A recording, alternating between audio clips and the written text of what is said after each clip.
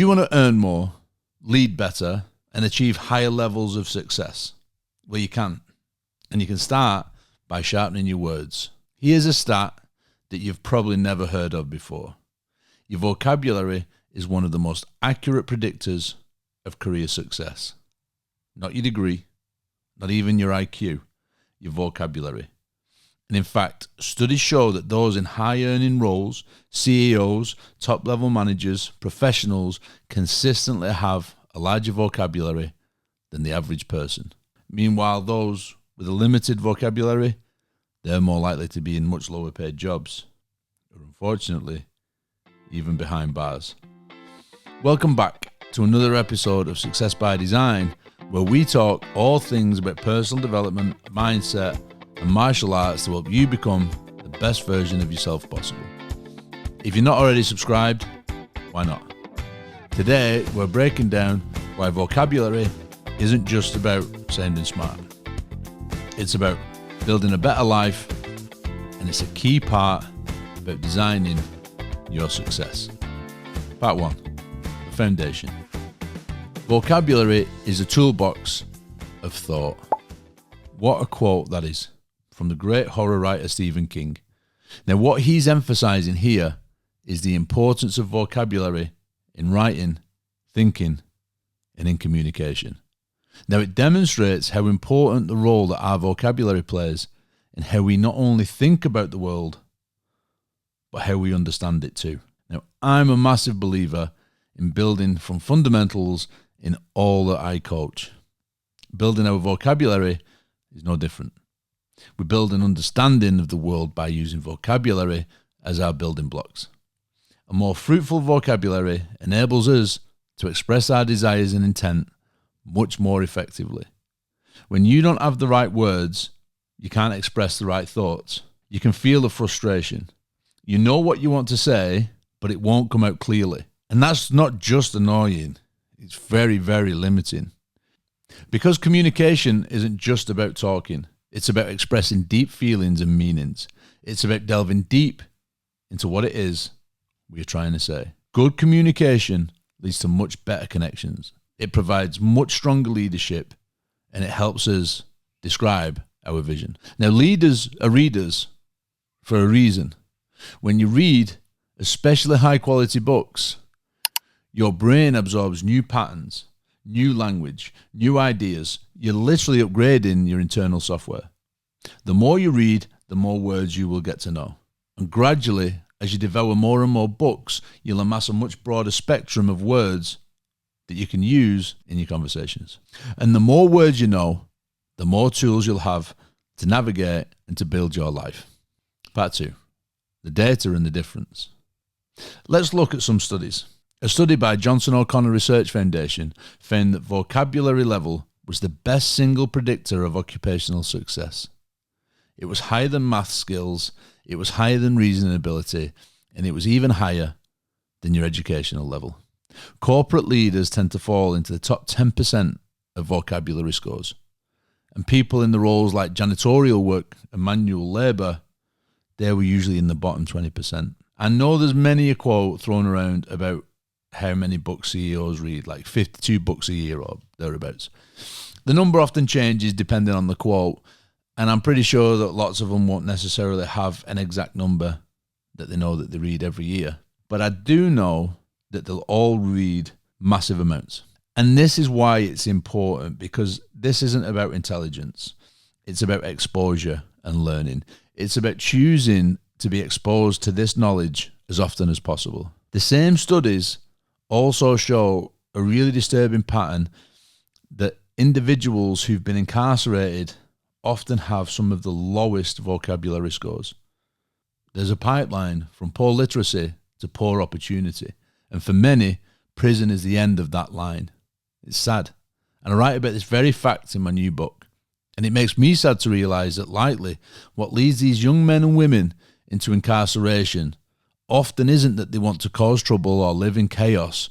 It's more likely that they're just frustrated at the fact that they're so limited in the way that they express themselves. But here is the flip side. Vocabulary can be developed. You aren't stuck with the words that you learned in school. Language is like a muscle, and it grows the more that you work it. Get a hold of the books that are going to develop you and notice how your life gradually starts to change. And even those down on their luck financially, they can still go join a library and get books for free. Free knowledge and wisdom. The only issue is that sometimes, to some people, advice is worth exactly what you pay for it. Part 3, philosophy and personal power.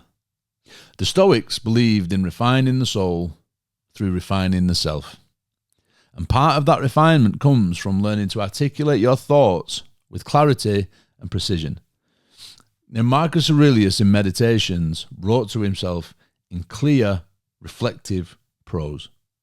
He didn't use flowery language, but his vocabulary was precise and purposeful. What's fascinating is that he chose to write meditations in Greek, not Latin, his native language and the official language of the Roman Empire. Now, why? Because Greek was considered the more nuanced, more expressive, and more capable of capturing complex ideas and emotions.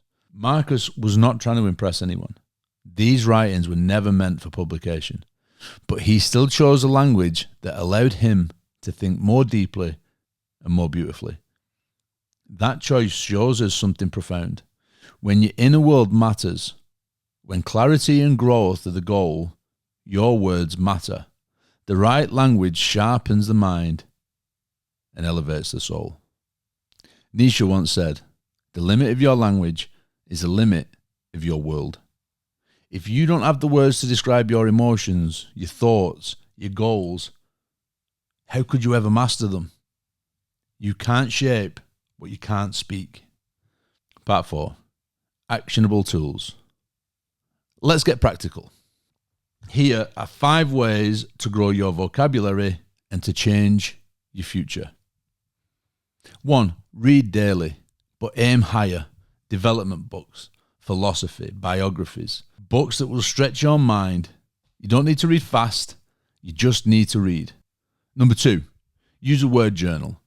Write down 1 to 3 new words a day. Not just a definition, use them in a sentence.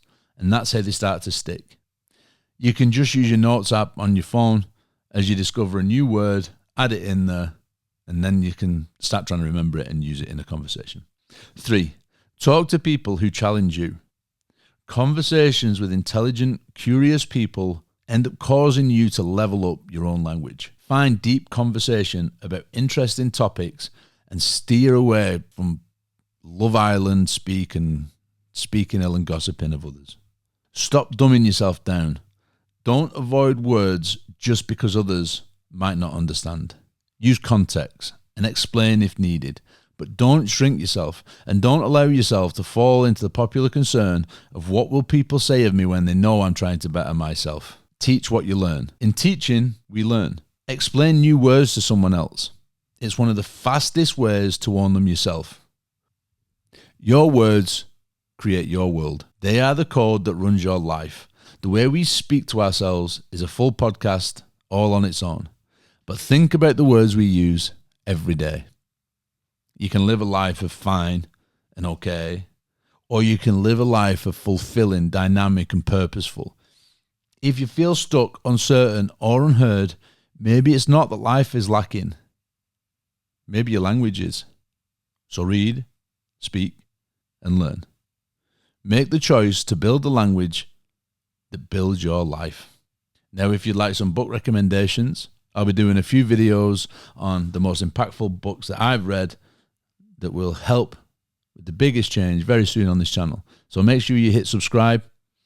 And if you get value from this podcast, as always, I just ask you to send it to a few of your friends and a few people who you think might benefit themselves too. Maybe they're not even on the self-development journey yet and you're a little bit ahead. But it's always nice to go on that journey with someone. Thank you, as always, for the massive support. And if you want to watch more, click the link on the side and go through any of our previous episodes. And so now you've got the blueprint. It's time to start to think better, to speak better, and to live better. Big thank you as always for watching. And until next episode, remember, success is by design, not default. Take care.